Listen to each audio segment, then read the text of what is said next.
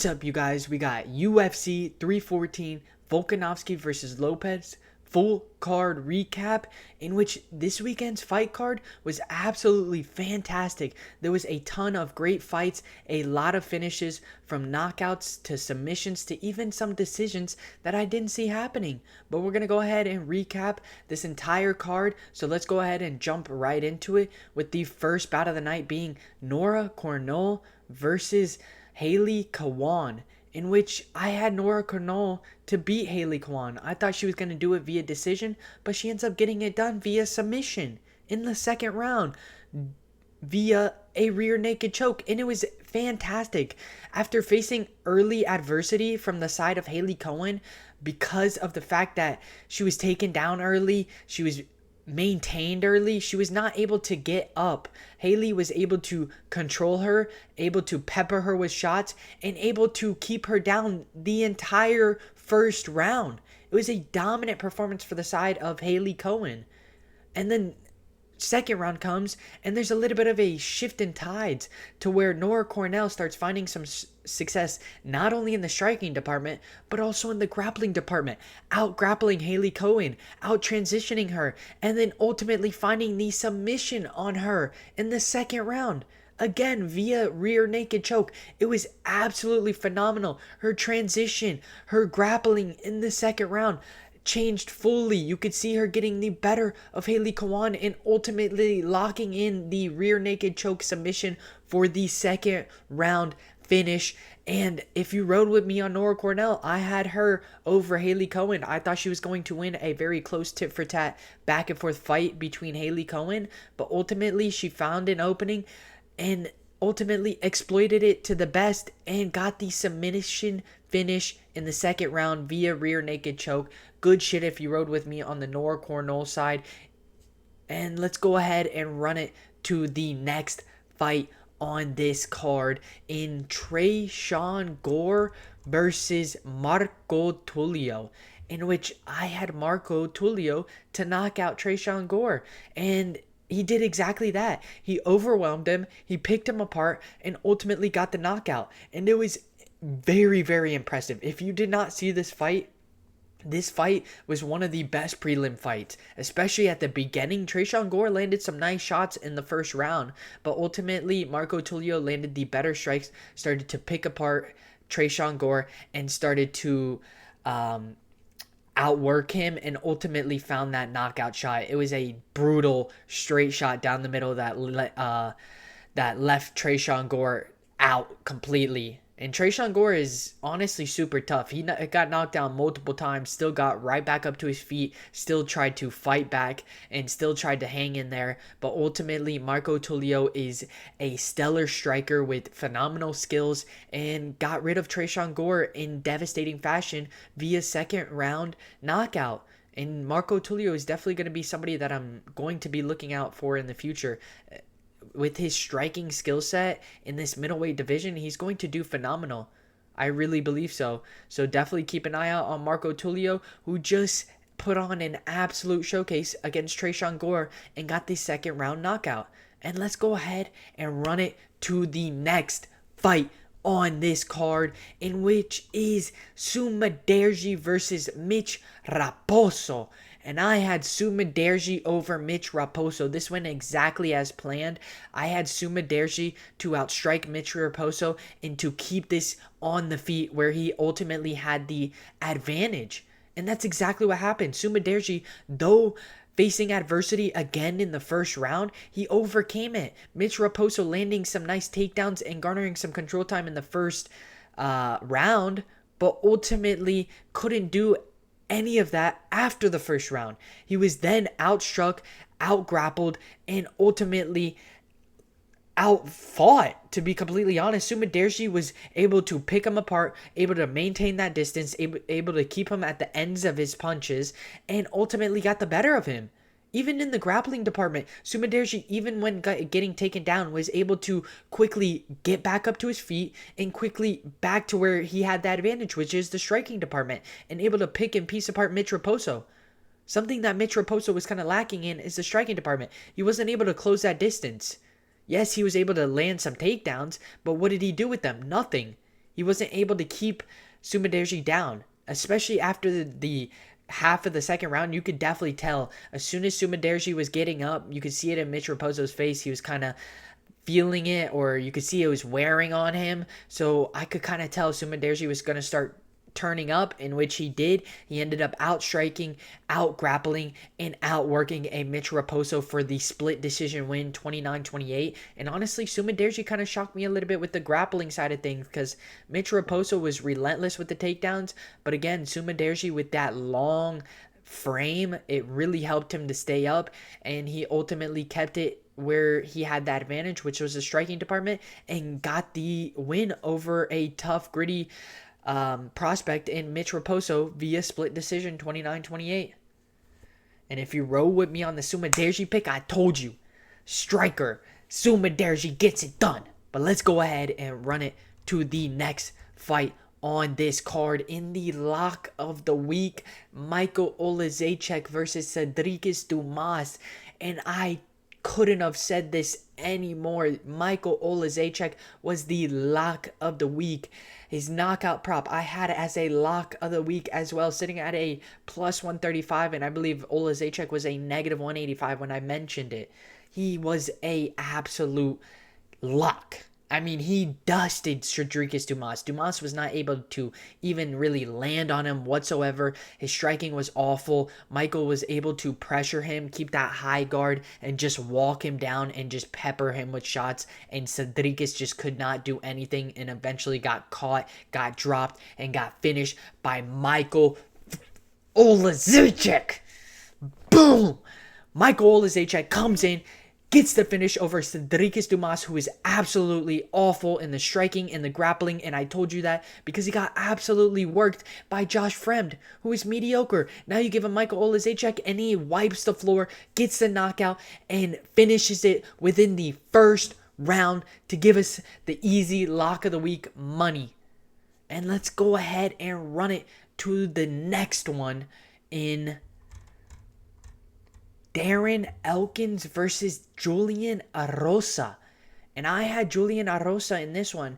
I knew that Darren Elkins had a very good grappling skill set, but I figured Julian would be able to keep this on the feet, in which he did. He was able to mix in his striking with his grappling, keeping this on the feet, snubbing the takedowns of Elkins. Even though Elkins did get a early takedown, he was able to eventually get back up to his feet, keep this in the striking realm of things, which is where he had the advantage, and able to pick and piece him apart. Oh my God, he was landing at will. He was able to absolutely tag up Darren Elkins, hurt him early, and Elkins was not able to catch his balance whatsoever. He just kept hurting him and just kept honestly being on autopilot mode.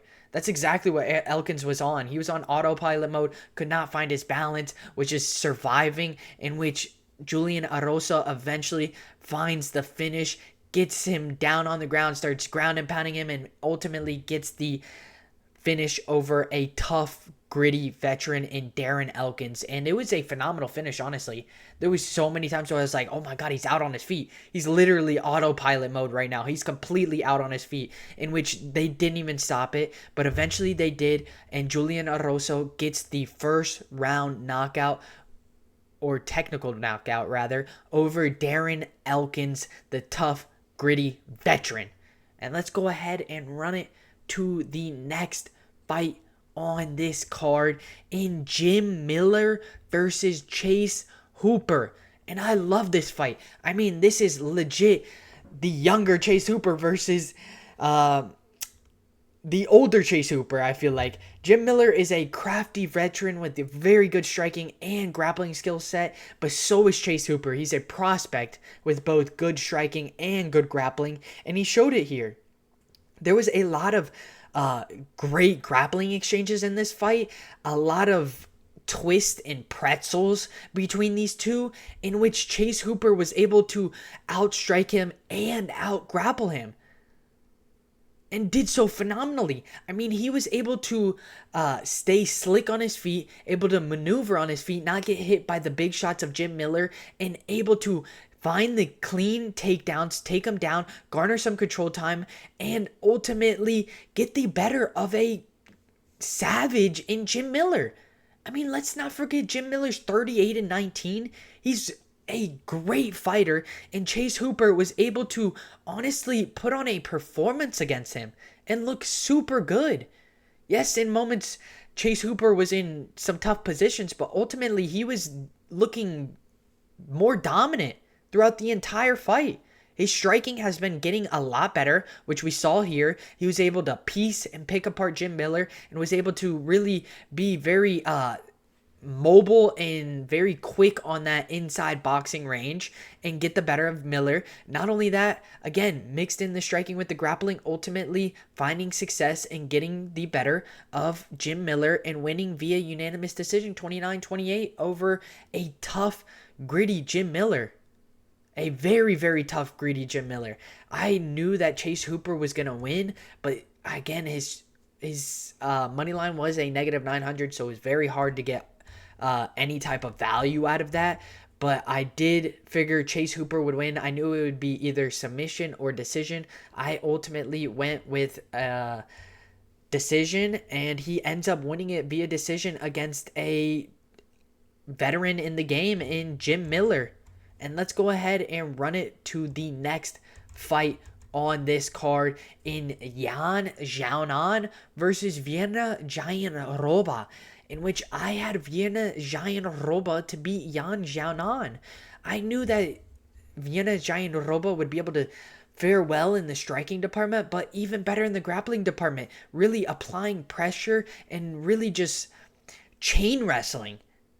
Because that's exactly what she does. She tends to chain wrestle. She tends to apply that pressure very, very early and keep it throughout the fight. And that's exactly what she did here against Yan Xiaonan, in which Yan Xiaonan early was able to find success in snubbing the takedowns a couple of times. But ultimately, with the relentless pressure of Vienna Gianroba, she eventually got her down and was able to maintain control of her and was able to land some nice ground and pound from top position. A couple of times she even transitioned into some submissions and was nearly close to locking in those submissions. But ultimately, time was not on her side and the first round ends. But it was a dominant performance from the side of Vienna Gianroba in the first round. Then come the second round, again, dominant performance for the side of Gianroba. She was able to easily get Yan Xiaonan down this second round, was able to maintain her throughout the second round a long time, and was able to advance positions and almost land another tricky submission. There was multiple times that Vienna Gianroba was close to landing a submission time and time again against Yan Xiaonan, and Yan was not able to even get up from the grasp of Gianroba. Gianroba has some serious control and some serious pressure over her opponents, in which she absolutely put on a clinic here, out grappling, out dogging a Yan Xiaonan, not letting her get up, applying that pressure throughout the entire fight, being super relentless with her takedowns, and ultimately gets the decision win over Yan Xiaonan 30-27.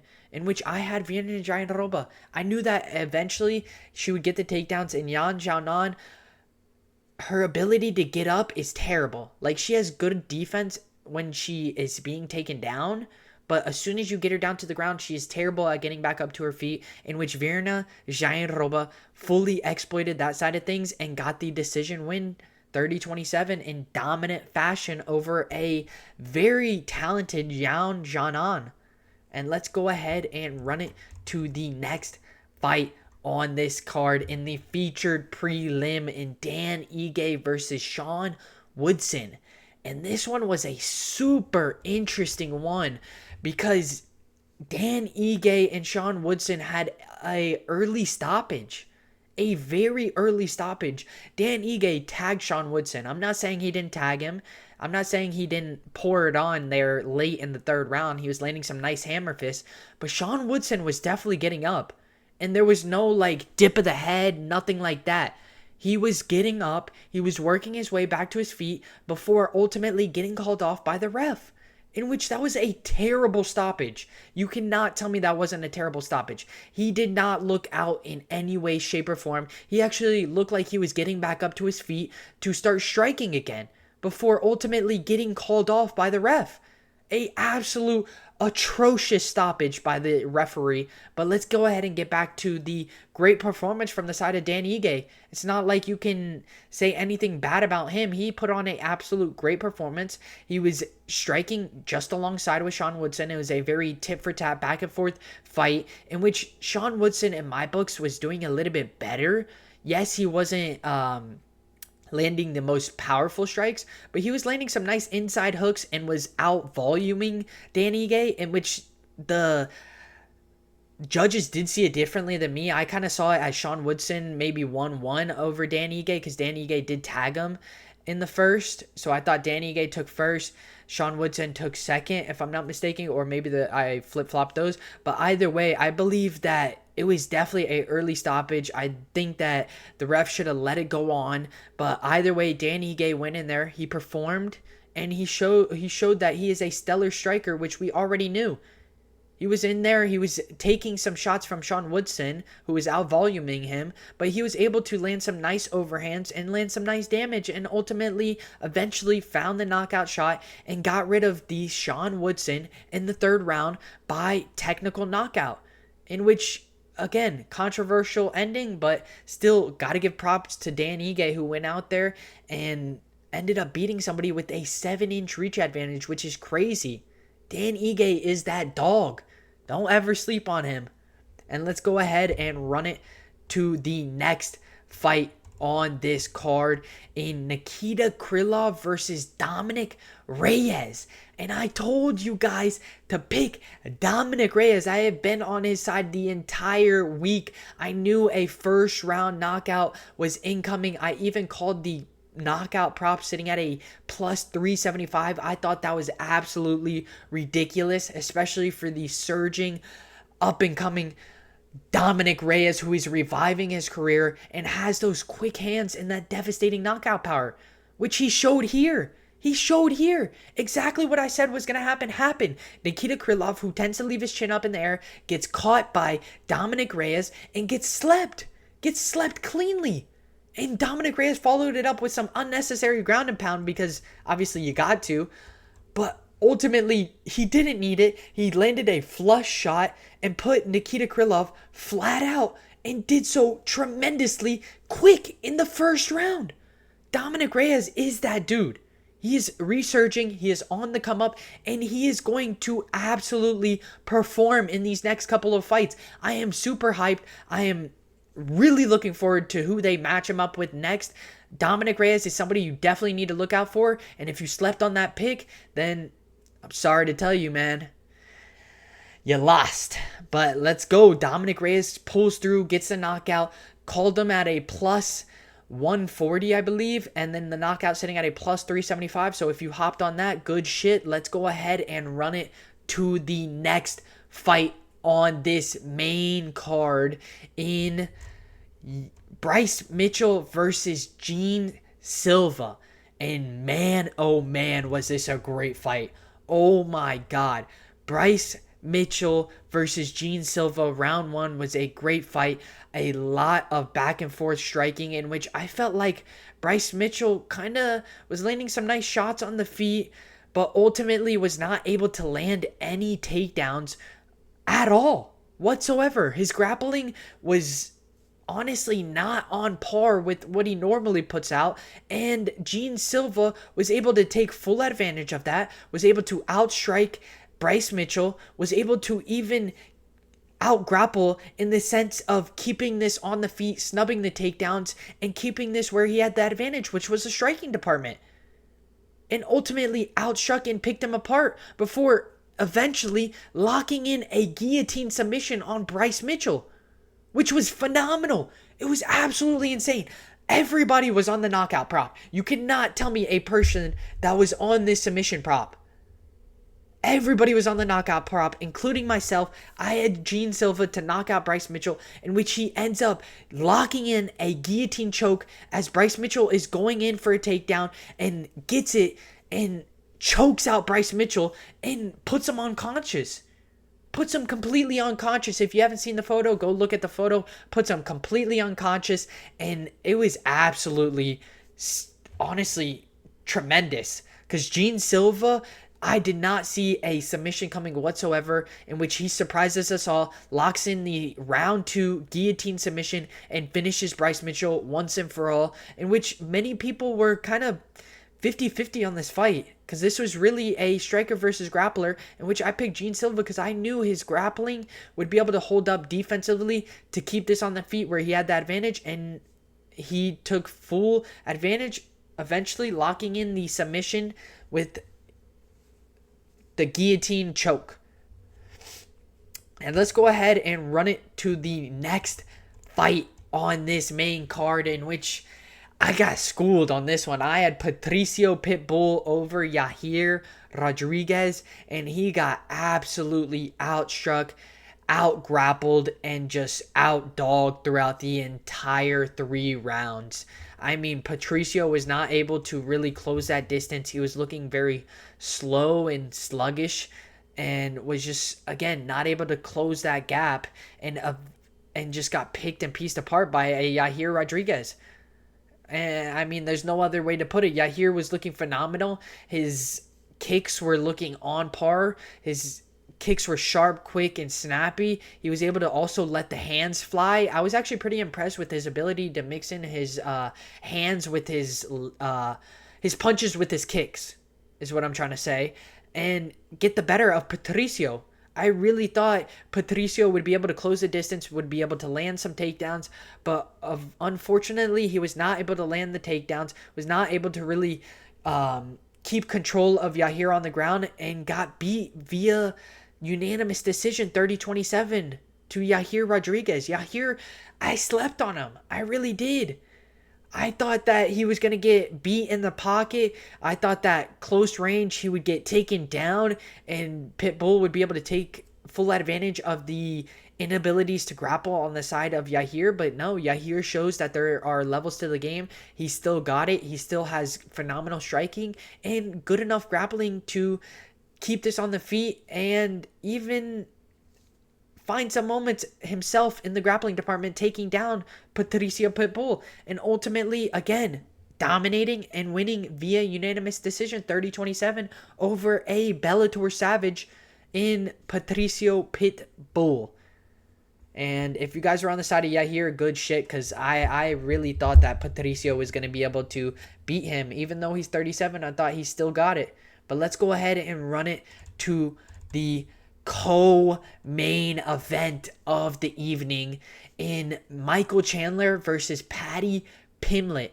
And I had Paddy Pimblett to beat Michael Chandler. Though I thought it was going to be a submission, I thought it was going to be a late round submission, I was wrong. It was a technical knockout from the side of Paddy Pimblett, who was dominating Michael Chandler round after round after round. I mean, this was a phenomenal performance from Paddy Pimblett. He destroyed Michael Chandler. He landed some nice combinations up the middle, was mixing it in with the grappling, finding success in the grappling, maintaining control of Michael Chandler, out transitioning him multiple times, which I called that he would be the better grappler in the sense of trickier submissions and quicker transitions. And he showed that here. He looked absolutely phenomenal. Every time Michael Chandler was able to try and scramble, he was still right on the back of Michael Chandler, transitioning, beating him to the punch, and just out grappling him and out striking him, and ultimately landed a nasty knee that rocked Michael Chandler in the 3rd round, had a nasty slit right below his eye, and then started landing some nice 1-2s down the middle, mixing in some elbows before eventually ground and pounding him, getting the technical knockout finish, and doing so in devastating fashion. I mean, Michael Chandler was all bloodied up. The elbows from Paddy Pimblett was slicing and dicing, not to mention the knee up the middle that happened before that was absolutely picture perfect, and Paddy Pimblett looked like a prospect that was just unstoppable. I mean, he put on an absolute clinic against Michael Chandler, who went all 5 rounds against Oliveira and didn't get beat, in which Paddy Pimblett finishes him, gets the technical knockout in the 3rd round, and does so in dominant fashion.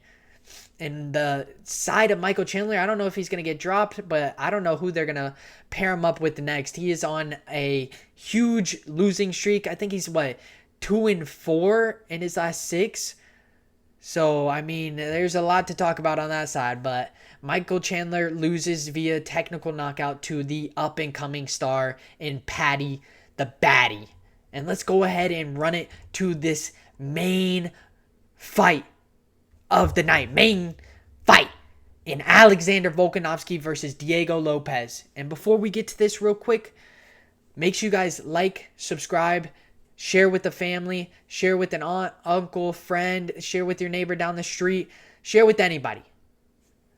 But let's go ahead and get right back to this main event with Alexander Volkanovski versus Diego Lopes, in which we saw a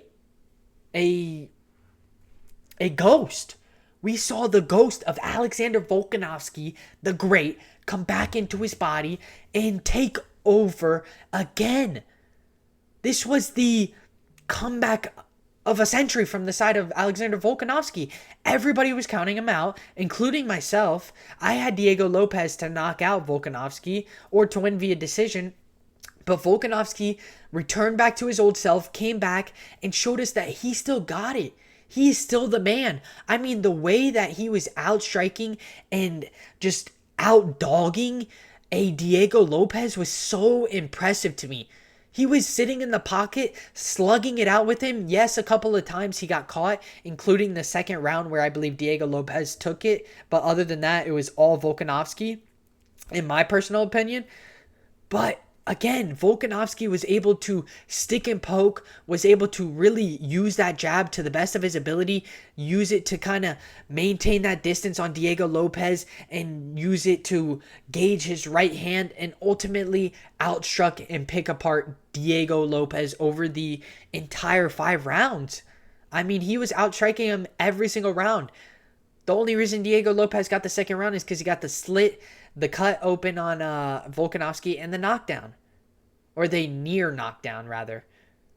In which Volkanovski was able to just put on an absolute clinic, show that there are levels and that he still got it, and that he can still fight amongst the best of the best. And he was able to really just slug it out in the pocket with Diego Lopes, able to really pick and piece him apart, and ultimately win via unanimous decision, 49-46. I was really impressed. I really thought Volk was kind of at the later end of his career, and those knockouts were a lot to deal with, in which he showed that he needed the time to take off, took the time to take off, came back as the old Volk, and put on a absolute showcase against Diego Lopes, and just outstruck him, outdogged him, and ultimately won via unanimous decision, 49-46, in phenomenal fashion. And if you guys haven't, make sure you guys like, subscribe, and I'll catch you guys in the next one. Peace.